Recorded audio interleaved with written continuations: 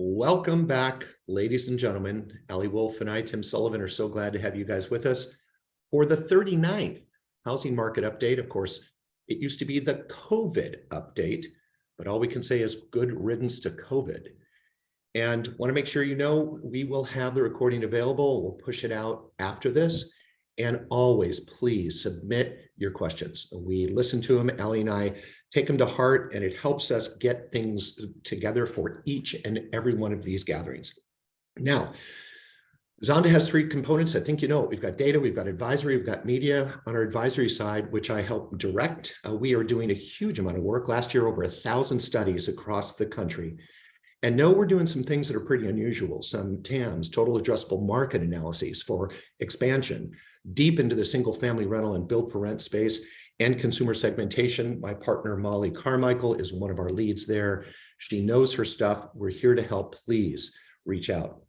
Now, we just finished Builder 100. And if you have the chance, check out my LinkedIn summary. I give 14-point summary of the great takeaways from Builder 100, but we have a whole bunch of other events coming up that are going to cover different geographies and the multifamily side of the world, new development ideas and future plays, and of course, the AHB Affordable Housing Finance Live. So we'd love to have you at any of these. Please reach out on zondahome.com and check out our events, and we would love to have you there.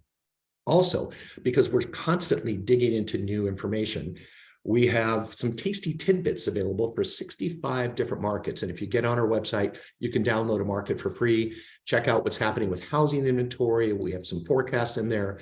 Ali's new home PSI is in there. So we would love to have you guys check it out, and you'd have that with our compliments.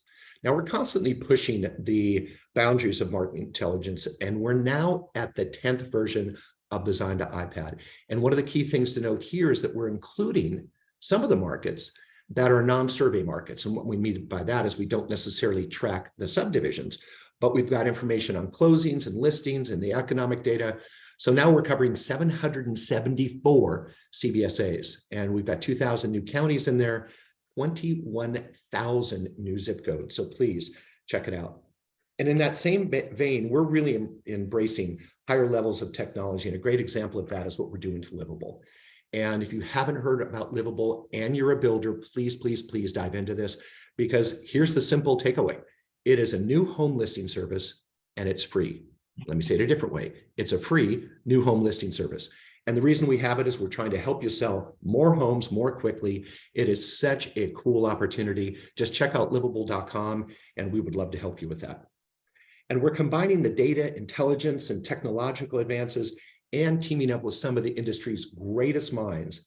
And at PCBC, we will re-roll out the concept home. Now, we showed a little bit about this at Builder 100, but if you come see us at PCBC in Anaheim, May 24th and 25th, you can dive into it. It's a virtual home, and it is really the outcome of trying to create the next best thing. We would love to share that with you.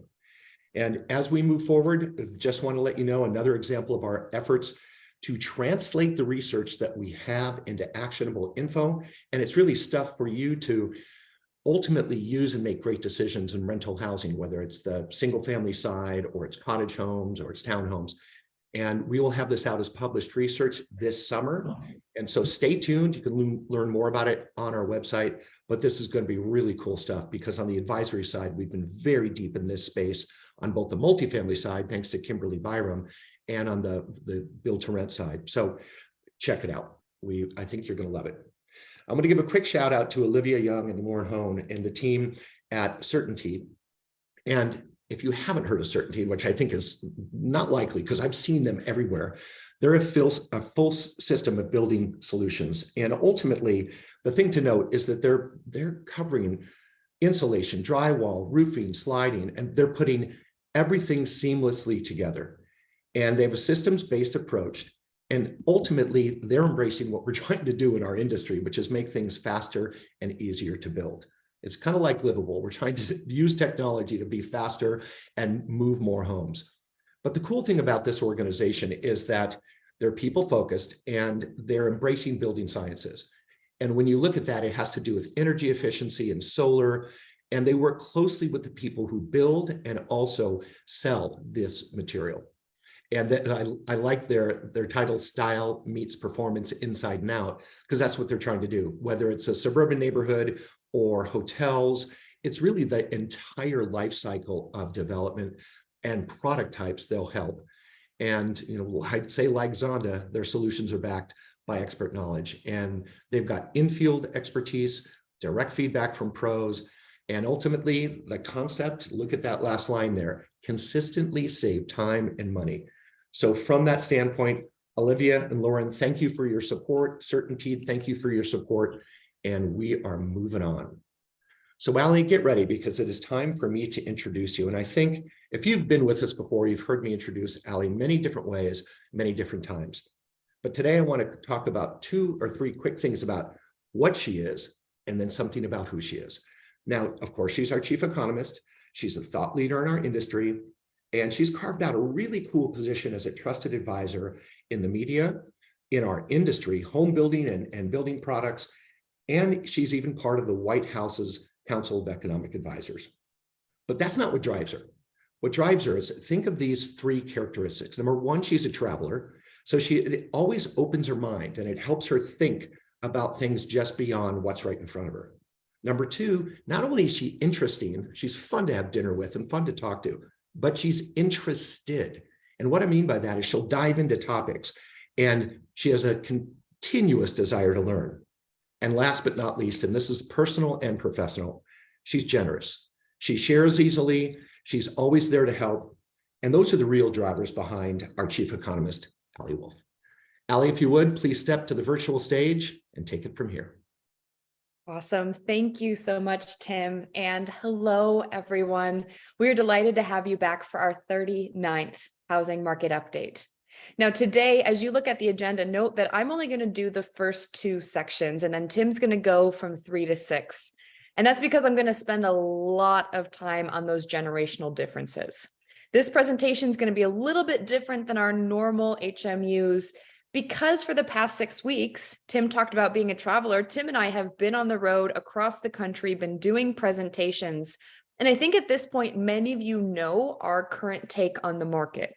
Now, I don't want to assume all of you do, so don't worry if you haven't been to those events. Give me about 10 minutes to go high level through those current trends. But again, the lion's share of my time today will be spent on generational similarities and differences. Now, as we dive into the state of the market, I want to start by talking about employment and inflation trends, especially as it relates to the dual mandate. Because what we're looking at right now, and that's the Federal Reserve's dual mandate, of course, what we're looking at right now is 4 months of pretty strong job growth. In fact, the first 2 months really stellar growth, and then we've seen that the economy continues to add jobs. The unemployment rate right now is at 3.4%. But remember one thing that Tim and I have referenced and mentioned many times. When you look at the employment stats, remember that they are a lagging indicator to where the economy is going. And one of the reasons that's the case is because of what economists call labor hoarding. Labor hoarding is the idea that maybe there has been some contraction in demand, but because we have, at least right now, such a skilled labor shortage, and because we've been going through so much economic whiplash, things are great, things are bad, companies are more reluctant than they've been to make any kind of changes in employment until at least they feel that they have better certainty about where the market is going. When you look at this strong labor market, though, remember that that's still playing into inflation. When we track out inflation, we got a new report this morning. It's continuing the trend of inflation moving in the right direction. But as we look at this, remember that inflation is still about 5% up compared to last year, when the Fed's aim is to get it at about 2%. When you look at all of this, you track the employment backdrop, you track the inflation backdrop, put yourself in the Fed's shoes. The Federal Reserve is trying to figure out what the right kind of policy is today. And they're trying to do that by taking into consideration what was called the long and variable lag, established in the 1960s, really that phrase. It talks about how, in our opinion, we say, oh, the Fed has raised rates. So we see in real time what that means for the economy. When in reality, it takes a long time and different sectors will be hit at different points. And that's what makes trying to figure out what the right amount of policy is needed quite difficult. Plus, think about where we've come from. We've now had 10 short-term rate increases. The last time we met, I talked about how 4 of those are normalizing. Let me put it in a different way. 6 of the short-term rate increases that we've seen have been restrictive. And that restrictive policy only started in September, meaning we're only talking about 8 months of a slowdown versus when you think about the Fed that actually started raising rates in March, but that was just trying to get us back to where we were going into the pandemic. Now, again, the last time we met was right after the collapse of Silicon Valley Bank. And I remember on the webinar, Tim said to me, do you think the Fed's going to raise rates in March? And I said, I don't think they should. And Tim was like, well, I think they will.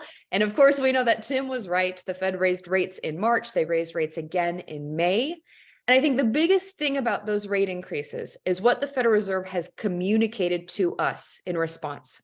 They've said they believe that their ability to get financial stability under control is greater than their ability to get inflation under control. So they're still saying we're tracking that dual mandate very closely. And as it stands right now, I'm sure many of you guys saw the Federal Reserve has communicated that a pause is more likely than where we are for their next increase.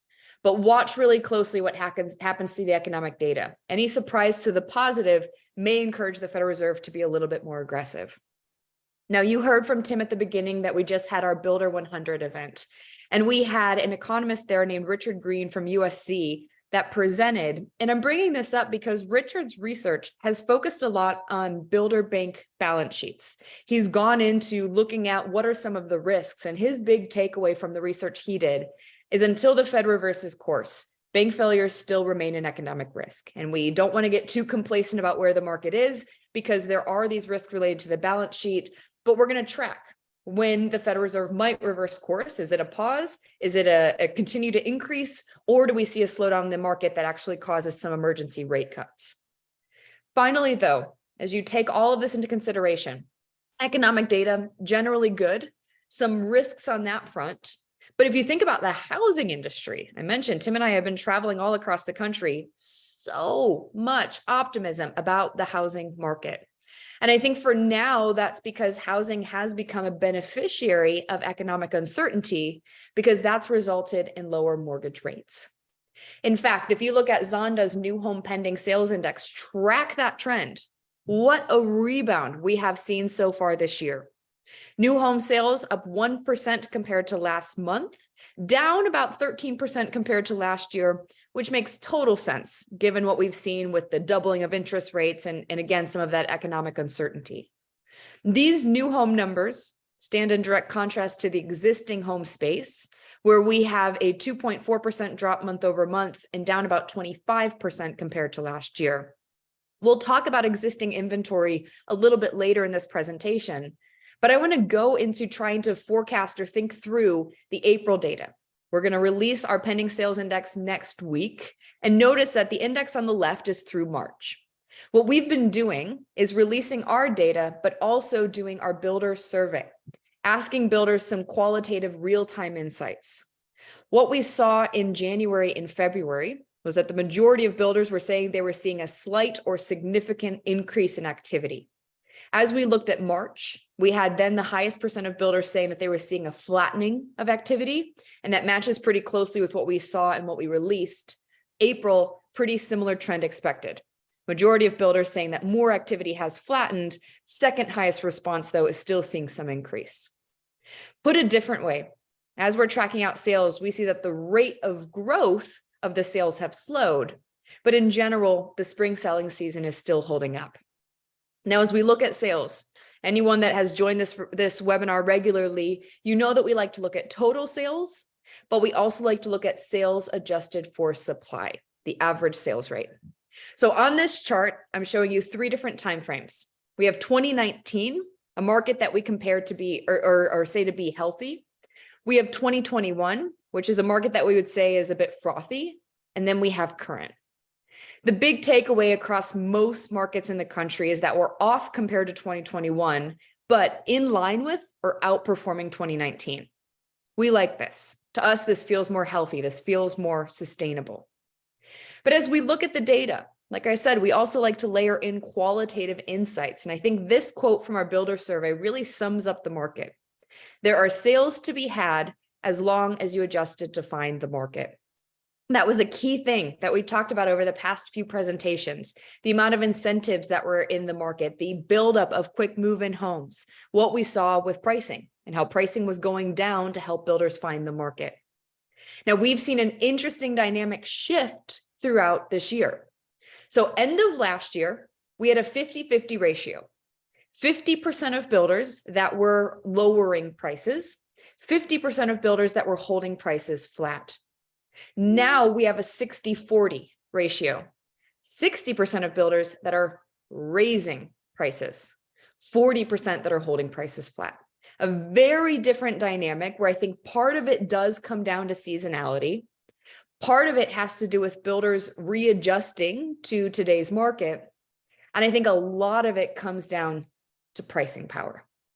As you look at what's happening in the resale market and you track out active listings, we still haven't seen any kind of notable uptick in resale activity.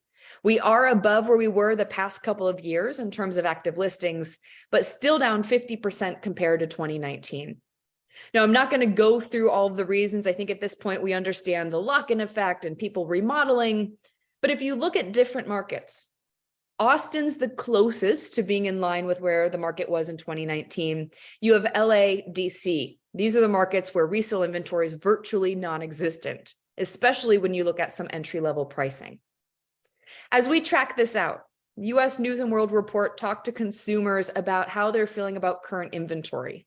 And I'm sure not one person on this call is surprised by the fact that 60% of respondents are saying that the current inventory levels are pushing their budget if they want to be able to purchase. Now, note, respondents could select more than one answer. So as you add these up, you will notice that it equals over 100. But there are two things that stood out to me, besides the fact that, yes, we're finding inventory is stretching people's budget. 28% of the respondents said that there are enough homes that they would buy that are within their budget. I think that's a higher percent than what I would have thought. But I think even more important for our industry, 34% of respondents saying there are homes within my budget, but they don't have everything I want. And this is a big difference between today's housing market and the housing market that we're coming from, is people are a lot more discerning. It's not, I just need to buy a home. It's if I'm going to buy a home and pay top dollar, I want to have something that I like and that I can see myself living in. So as we look at this, a third of buyers can't find what they're looking for, which is why I wanted to focus on some of the generational trends in today's presentation. Talk about the different buyer groups, talk about some of their drivers, again, some of the similarities and differences. So as we go into this, the first thing I will say is don't get hung up necessarily on the timeframes that we use. For simplicity's sake, we often talk about the different cohorts in 20-year increments. You're going to see different estimates of different timeframes, but this is generally speaking how we're breaking up these cohorts. I'm going to start with the boomers and I'm going to work down to the Gen Zs. And as we look at the boomers, one more thing about age, I'm going to use 55 plus and boomers interchangeably. And that is not technically correct. And I'm fully aware of that. But as we think about age restricted or age targeted communities, I want to be able to talk about some of the trends we're seeing there as it relates to those boomers. So let's dive into this section. And the key thing about boomers is they're the second largest living generation. And I would say probably the most important part of the economy right now. When you look at boomers, we know that they control 50% of the nation's wealth. And we know that they have the highest share of overall assets. And so we know that as they've held on to real estate and bonds and stocks, and as we've gone through this decades-long economic expansion, the value of those have gone up. This is going to become an important discussion point, not only for the boomers in this section, but also about the millennials once we get there. Now, before I continue to go with boomers, I want to make one point perfectly clear. We do know that there's a lot of wealth that has been accumulated, but we also know there's this unequal distribution. A fourth of boomers don't have any retirement savings whatsoever. And so the focus of this presentation is not on that part of the segment. It's really on the potential home buying segment. When you look at those 65 plus, they have the highest homeownership rate of any other cohort. And this becomes important when you think about what has happened with home prices and the gains in overall home equity. We know right now, homeowners across all different age groups are sitting on a record $30 trillion in home equity. And if you look at CoreLogic's data, what we've seen is a $100,000 average home equity gain for Americans since 2020. So this is when we think about the run-up in home prices since the pandemic. But think about people that have owned their homes for 10, 15, 20, 30 years and the amount of equity that's built into that home. In fact, when you look at those 65 and older, we see that, and again, think about Los Angeles and DC. I said those are some of the areas that have the tightest inventory. Those are also some of the markets that have the highest share of those 65 and older that haven't moved in over 25 years. So you have highest homeownership rate, lots of equity, and then also a little bit of a reluctance to move. There's a different consumer survey that says 86% of boomers are considering seriously aging in place for a lot of different reasons. In a place like California, maybe not wanting to reset property tax. If they have a mortgage, maybe not wanting to get rid of a low mortgage rate that maybe they refinanced over the past few years. We know that today's market is complicated. And so some people say, my home's not perfect, but it's good enough, especially when there's not much else inventory out there. And then the desire to not leave friends or family or other social networks.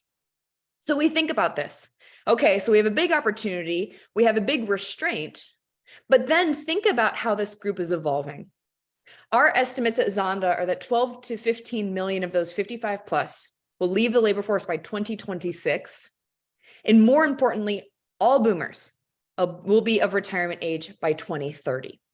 And why this matters is you think about what are some big life catalysts. And oftentimes life catalysts involve people saying, okay, this has changed, so I'm more willing to move. And we're seeing this. United Van Lines did a survey of different people that have been moving with them. And they ask, why have you moved? The number one is a desire to be closer to family. That's why we created our Baby Chaser Index that we'll release again in the next few weeks.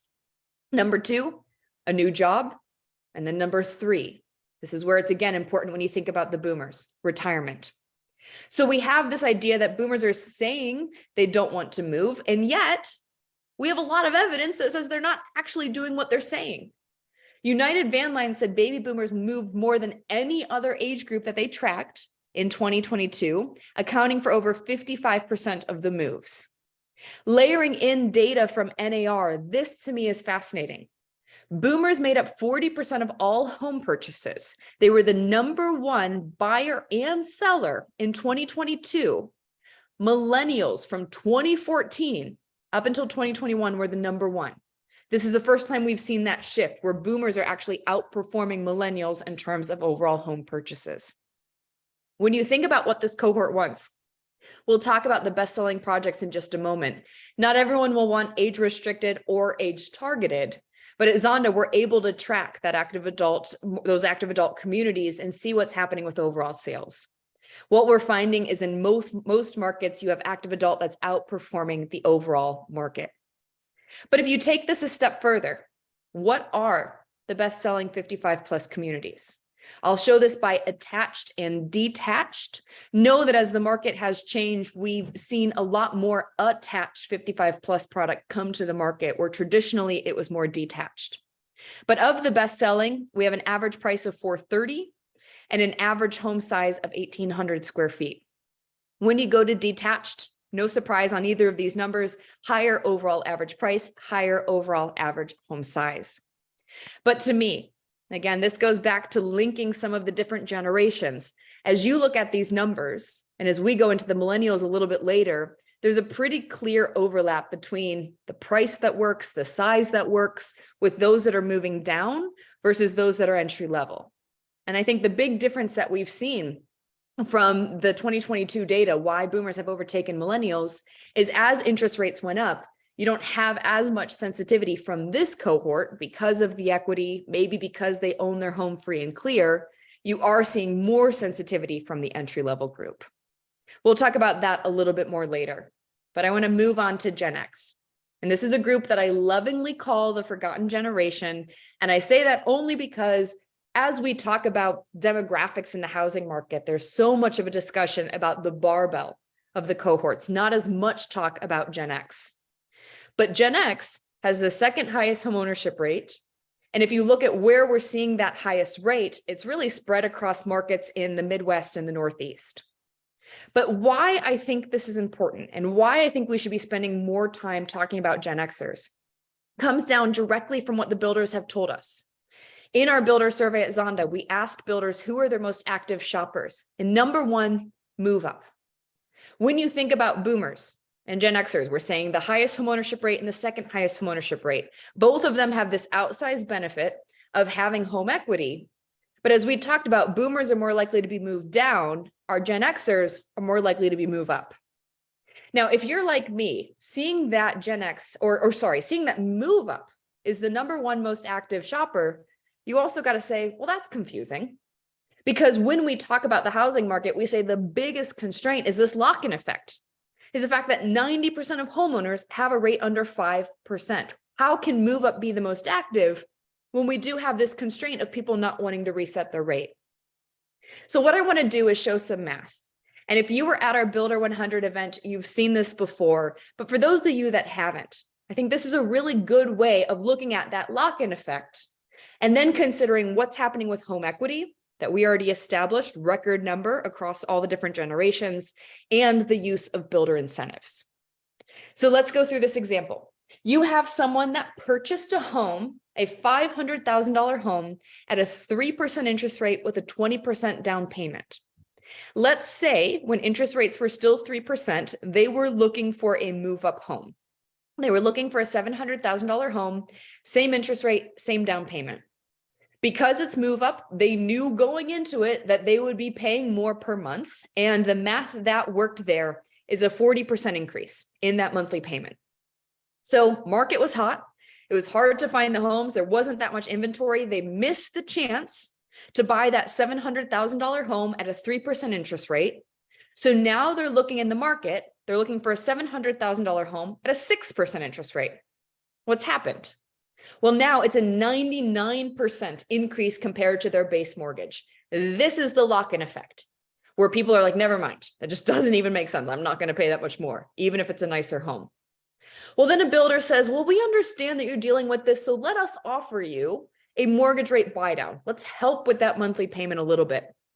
You get to a 68% increase from that base mortgage. So not as bad as that 99%, but you're still not close to that 40%. Let's layer in then an additional detail. We talked about already owning a home, having more equity. Let's say that the person's willing to then do a higher down payment. So they're going to go for a $700,000 home at a 6% interest rate and now do a 35% down payment instead of 20. It's a 62% increase. Okay, still moving in the right direction, not perfect. But what if the consumer is willing to put more down, but then the builder is willing to work with them and buy down the rate to 4.5%? There you have it. You can see how when you have both of those coming together, really that intersection, all of a sudden that monthly payment can make sense and you can see some of that continued growth in the move up market. As we think about this cohort, you're still going to have to pay more per month. So then you got to figure out what matters. And the reason this slide looks weird is because I'm showing the Gen X, but shortly I'll expand this out to show all the other generations as well. But for Gen X buyers, what matters the most? Quality of neighborhood, convenient to job, overall affordability, that's what we just went through, but also because of move up, availability of larger lots or acreage and convenience to schools. As you expand this out across the other generations, I think the important thing is quality of neighborhood stays within that 1 and 2 regardless of age. The one group that stands out is if you look at Gen Z, they're tied for 5th place. They're the only cohort to say convenient to vet or outdoor space for pet. But generally speaking, as you look at these different cohorts, I think there's a lot more commonalities than you would think. Now let's keep going. We'll talk a little bit more about some of the things that millennials want, but many of you, if you've heard me present over the years, you know I love talking about them. Largest living generation, such a massive opportunity in an evolving way. So when I started presenting on millennials, we were saying, when are they going to buy homes? When are they going to be that entry-level buyer? They are such a mix today of entry-level buyers and move-up buyers. This is the homeownership rate by age chart that I've been referencing throughout this presentation. And I save this for the millennials because you really can see how the homeownership rate under 35 is 40%, bottom of that list. And when you get to those 35 to 40, you're talking a 62% homeownership rate. So we are finding that there's a lot of those move-up buyers.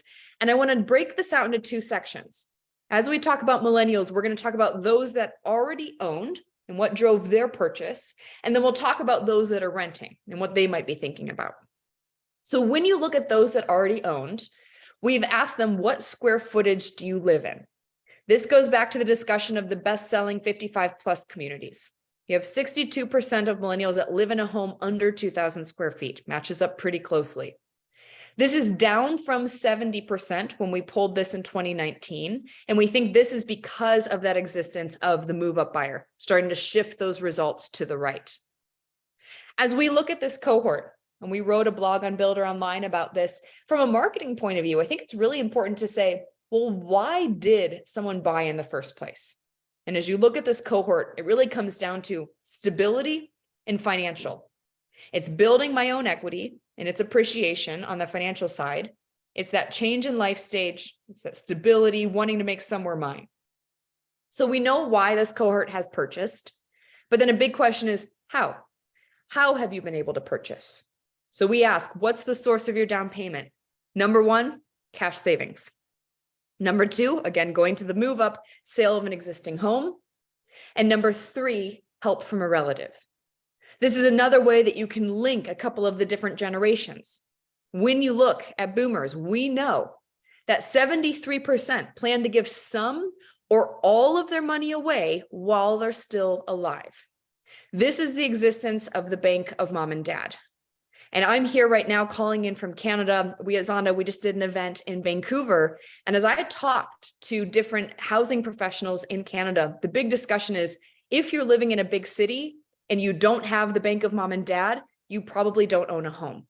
I think it's not that bad here in the US, but we have seen that affordability has really stretched some people that are looking to buy.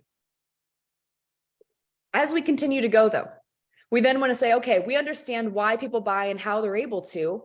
Why are people still renting? Well, it's no surprise. As you look at these top reasons, they all come down to affordability. I think the fifth point here is really important though. Tim's going to talk about built to rent a little bit later in this presentation. The fifth point is I like renting and the flexibility that goes along with it. And the kind of product that people want at different life stages has evolved. And we know that BTR plays an important role with, at least certain parts of BTR plays an important role with those that still want a little bit of space, still want good school districts, but maybe can't save for that down payment.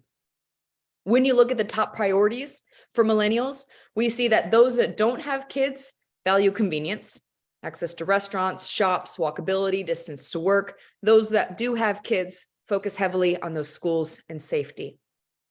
But as we look at this cohort, another important thing that people always talk about is, well, how do millennials value energy efficiency? We have 19% on the far left that say it's important and I'll pay more for it. You have 7% on the far right saying not important at all. The key thing here, though, is we have 62% of people or millennials that are saying they would spend at least a little bit more for energy efficiency. So there is the desire, but it's trying to figure out what that price tag is. As I finish things off here, I want to go to Gen Z. And Gen Z is a cohort that we haven't spent that much time talking about, but that's because they weren't even part of the market.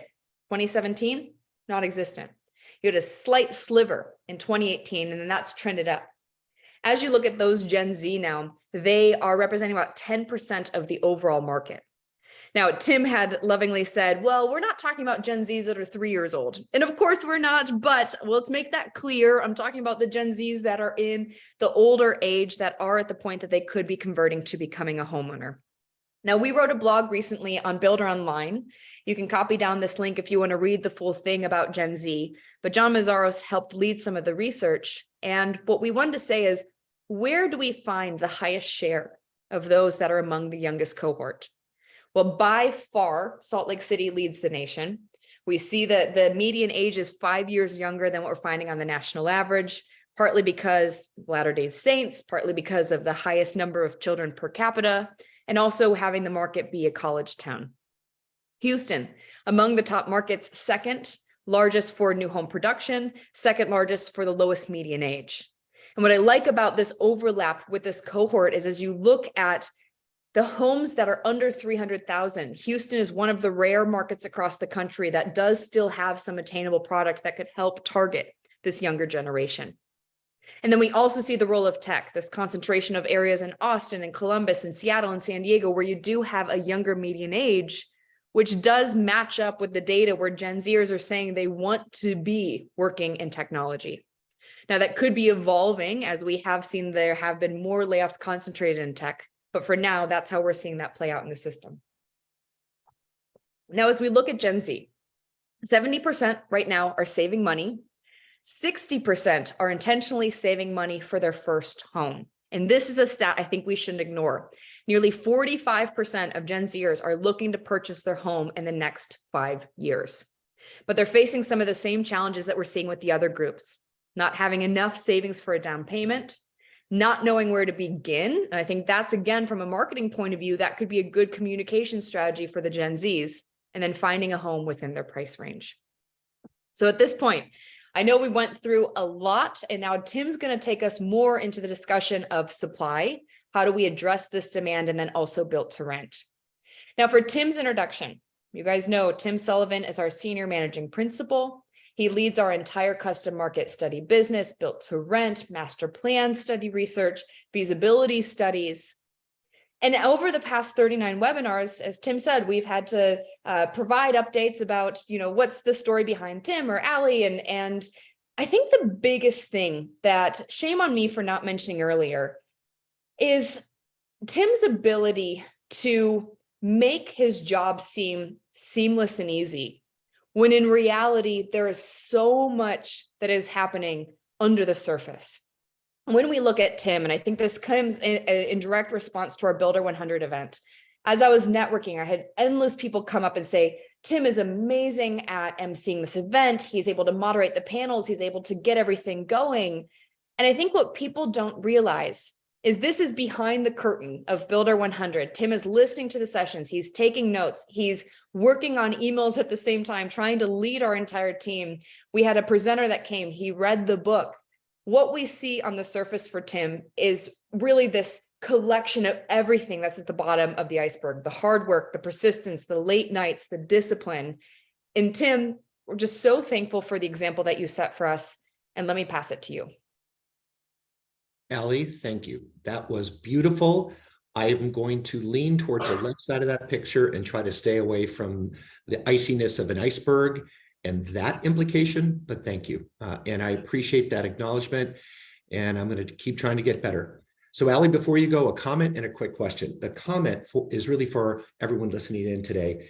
With boomers being the biggest activity in resales, that's pretty remarkable. You have to start to ask yourself why. But they're at the bottom of the level in new home sales. When you look at those 5 segments that Allie was talking about, what I'd like to challenge all of us to figure out is why. What product do we need to build new to bring them in? And at Builder 100, Cheryl Palmer and Nelson Mitchell were engaged in a conversation about both build to rent and for sale. And Cheryl brought up the fact that, and remember, she's the CEO of Taylor Morrison. She brought up the fact that 3 years ago, about a third of their buyers were non-Caucasian. Now that number's 2/3 in just 3 years. So it's not just an aging element. We have to start thinking about the cultural part too.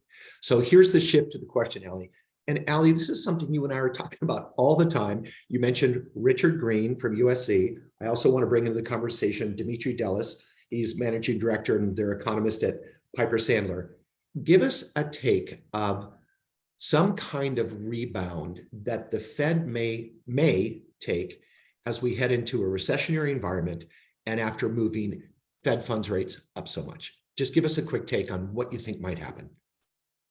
Yep. And it's a really important point that I alluded to a little bit earlier is we're talking about, does the Fed raise rates again, or do they pause? But what we're now starting to hear a little bit more of is at what point does the Fed start cutting rates? And I'd say more specifically have to do an emergency cut right now. And so emergency cut happens when, oh gosh, the banking crisis is getting worse. Wow, employment's going up fast. Oh gosh, consumers are really pulling back on spending. There can be this tilt in the market where they start to panic that, okay, wow, we really slowed the market and it slowed so much that now we need to try to stimulate activity again. I don't think it's going to happen that soon unless we start to see some pretty broad deterioration. But at a certain point, that's how policy goes. The Fed will ultimately start lowering rates again. Well, I appreciate that. And I want the audience to know that there's been some conversation betwixt and between some economists that we could see rates be cut pretty quickly starting in the fall. We don't know how much, we don't know exactly when, but it's something at least to look a little bit forward to as we look at the future. So let's dive into sales and supply. And we always start with herd on the street. A couple things to point out. Look at the first bullet. Many of the markets have rushed to refill the land pipeline. Now, I'd still argue that the far, far away product and land is being pushed away, but for the most part, the good deals are being looked at very, very closely. The challenge is that credit availability is tightening. There's still some out there, but it's not easy. Let's watch how the Fed behaves over this next couple of months and how it impacts certainly the commercial banks. And last but not least, the supply chain issues seem to be improving, but they're not perfect yet. This is a crazy element. This is market share, public versus private, as we've been tracking going back to 2005. And publics now control about 50% of the market. So if you are a private builder, the question becomes, what do you think about? Do you think about being acquired? Do you think about new product, new markets? How do you compete? Because my belief is that the M&A will continue from the public builder side and that we will end up with fewer builders over the next 3 to 5 years. So how do you protect yourself and how do you find your own market? And here are the top builders. I want to make sure and acknowledge a couple. If you look at number 5 builder, Meritage Homes, they've moved up a couple spots, but they also were awarded the Hearthstone Humanitarian Award for all the great work that Philippe Lord and Steve Hilton and their team have done. It was a really cool acceptance speech, and they're doing wonderful things in the world.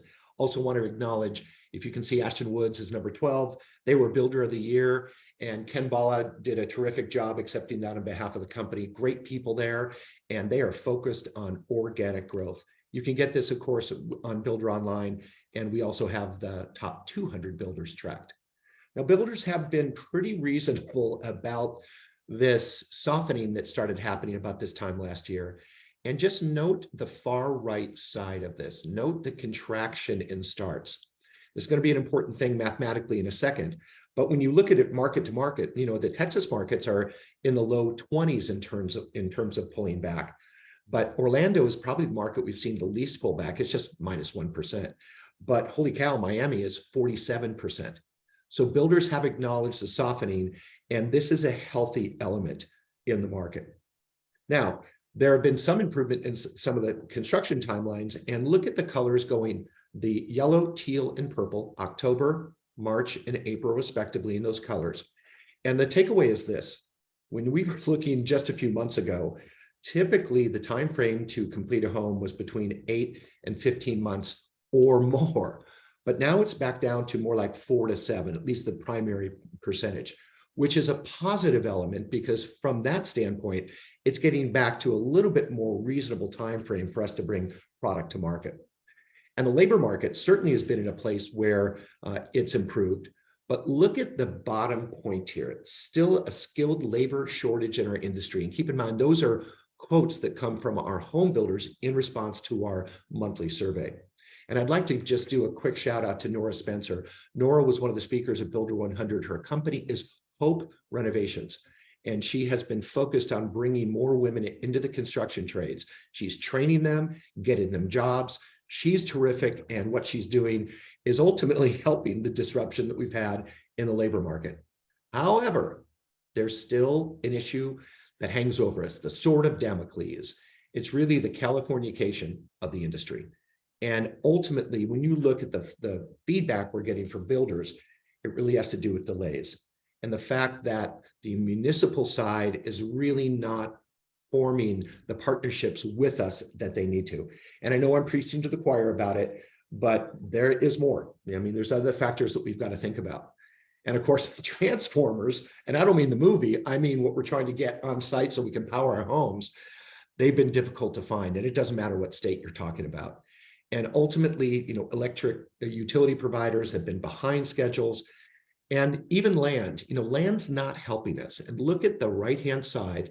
We've had this little blip up in April where almost 20% of the respondents said, land prices are kind of moving up. And we didn't see that the previous months. We didn't see that in the first part of the month. And I think it's a response to the strong selling season we've seen this spring. So keep your eyes on it. Now, another thing to think about as we move on is the lot supply. And this is the lot supply index that we look at. And I want to make sure that as you think about this, you see that upward movement.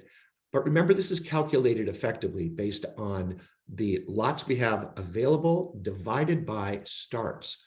So as starts have gone down, the new home lot supply goes up because they're inversely related. Now, keep in mind as we look at these markets, when we compare 2019, which we've always said is kind of a good benchmark, to where we are now, you can see that a little bit more than half of the markets are up from 2019 in terms of the VDL months of supply, vacant developed lots. But one thing to think about is we typically like to say that 20 to 24 months supply of lots is equilibrium. But there are markets like LA County, look at the bottom, it'll never get there. There's just not the land, entitlements are too expensive, and timeframes take too long.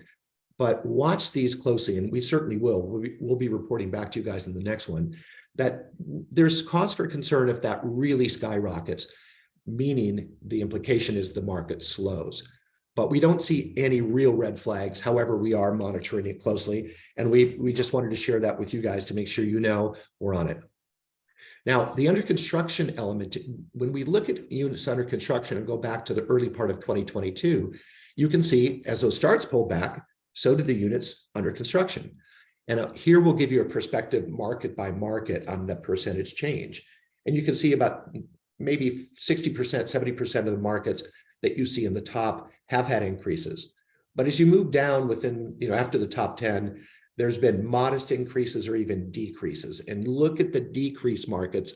Those are typically the markets that are higher priced and take longer to get improvements and approvals.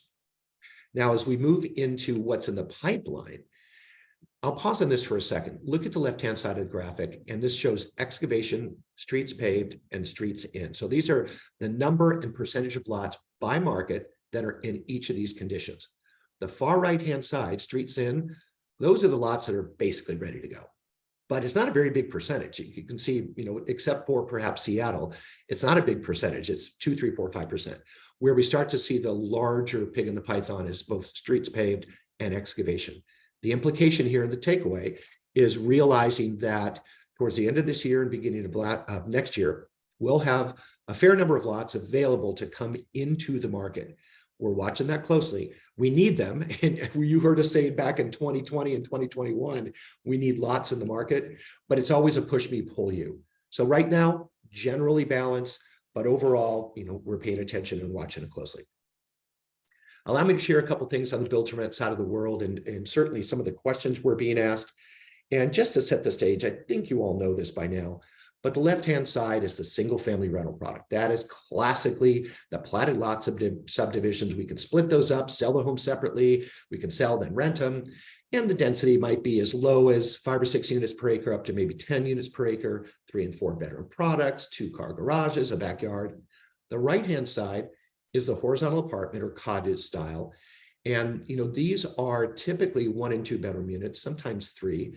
And the density goes higher. Density could be as high as 15 or 16 units per acre. Definitely garages are a premium. But again, it's a multifamily product. Remember that cannot be split. That is sold as 1 unit. So 1 map. So the products support the market, but ultimately are self-selecting for the renters. Left-hand side is typically families, right-hand side, singles and couples. There's a whole series of questions that we're constantly asked about this space. And here are a couple. We just talked about interest rates, and interest rates rising are good for the build to rent side, right? Well, it also has a flip side to it. It does push more people into rentals, but as operators, cap rates are higher, cost of capital is higher, it stresses pro formas and reduces the number of deals that can be made. So there's no deals in today's market, right? Well, there's not a lot. There are still a couple, But there's one that is from some friends of ours. And this is Jim Belfiore, who used to be with us years ago and is now at Keystone Homes. This was a deal in Phoenix that just closed a couple months ago. And notice the occupancy, 94% lease. Look at the cap rate, a 5% cap rate in today's environment. But the thing that I think is most amazing is that unit price. That's $464,000 a unit. They're about 1,000 square feet. So that's around $464 a square foot if you're quick with your math. So there are a few deals still out there, but I think this one had a great deal to do with relationships. Now, cap rates, really important for us to think about, because you just saw that there was probably a 5% cap rate-ish in that last transaction. But when we see cap rates go up 50 basis points, 100 basis points, the diminution in value is real. And you can just see if we go from 4 to 5%, the implication could be that there's a 20% discount in the value of the project. So we are paying very close attention to this. And of course, the relationship with cap rates have everything to do with capital availability. Another question. Okay, we're thinking about building. What should we target? Right now, this is kind of on ice, quite frankly, because we're not seeing a lot of capital flow into the space for new construction. But classically, 6% return on cost was the target. Right now, I think it's questionable. The question is just when we see softer or a better flow of capital. Now, another important thing, and this is more for the single family rental side, not so much the horizontal apartments and cottage homes. But we've worked with a number of builders that said, hey, we're going to put some of our single family homes into a rental pool. We'll sell them to a REIT. Wait a minute, the market improved. We'll pull them back. We're going to sell them. And it has everything to do with responding to market conditions. And for the home builders that are in both the single family rental and for sale side of the world, it's actually ideal because they're distribution channels ultimately for them to build homes and get them to market. So I don't think you hear most builders think that is a competitive environment. That's more a complementary environment for their home building effort. And here's a big one. And this has to do with both sides of that product type, whether it's single family or it is the build for rent apartments. Ultimately, municipalities either don't understand it because they've never seen it, or they've seen it and they don't want any more of it. And there are a whole series of communities that are having to show what this product is like and display why it's an important missing middle for affordability of it. So ultimately, I mean, Freehold, AHV Communities, Next Metro, BB Living, they've all done a really good job at showing the municipalities, by the way, and some of the neighbors, what they're going to build. And it typically works because they're building good product and good communities.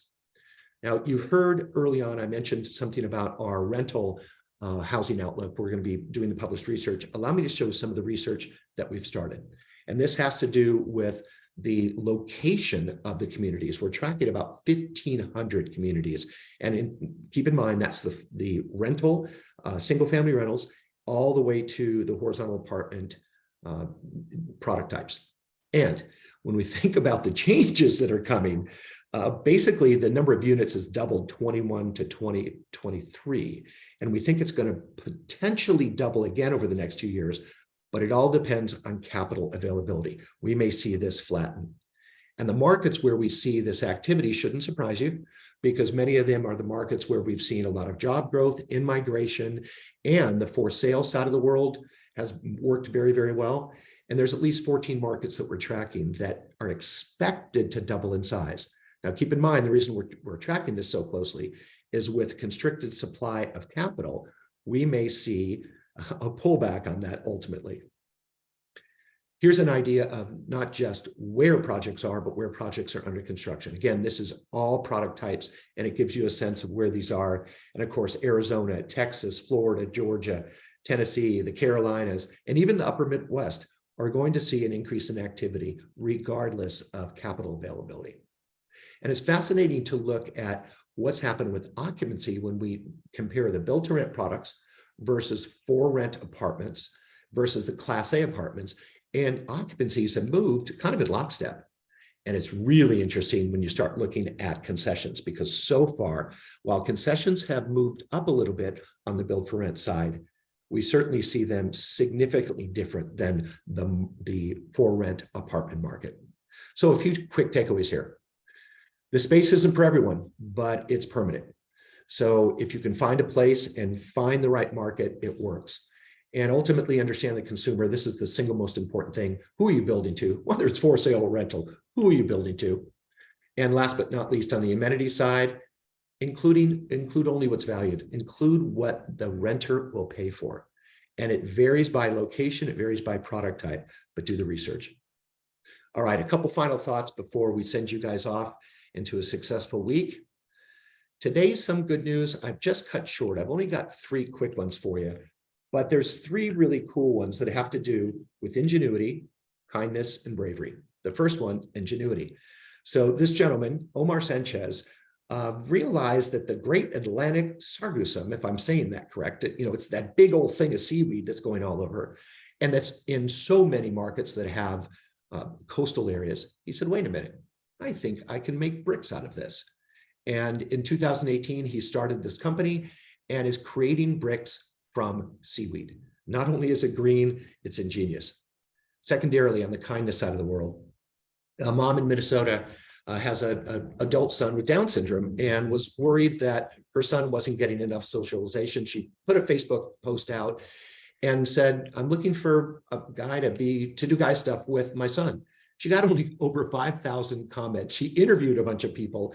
And as of right now, there's 7 or 8 people that are visiting her son, doing all sorts of guy stuff, however that's defined, but also the local firefighters spend time with him. Really cool stuff. And the last one, bravery. And Allie was talking about the Gen Z side of the world.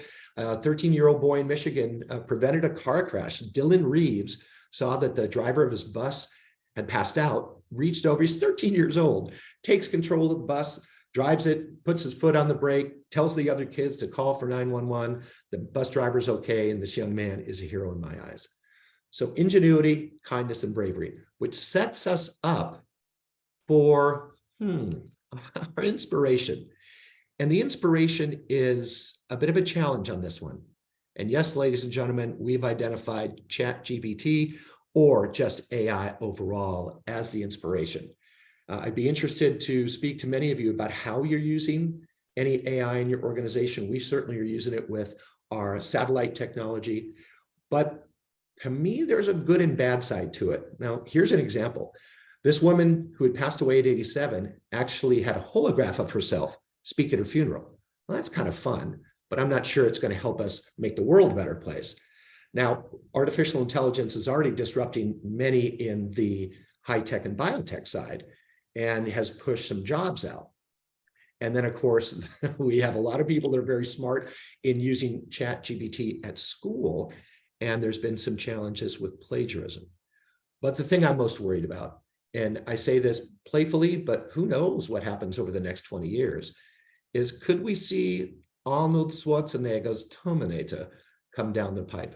I don't know, but certainly this is going to be something for us to pay attention to, and I think it's become prominent in so many industries, including home building now.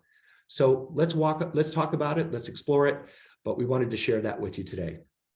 So as we wrap up, I want to acknowledge Certainteed and the team there. Thank you very much for being our sponsors today.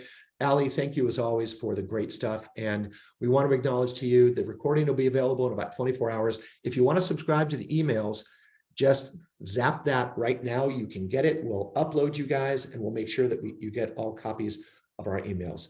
With that, ladies and gentlemen, it is a wrap. I want to thank you for being here. Allie and I appreciate it. And we'll see you in about 6 weeks. Take care, everybody. Have a great day. Bye-bye.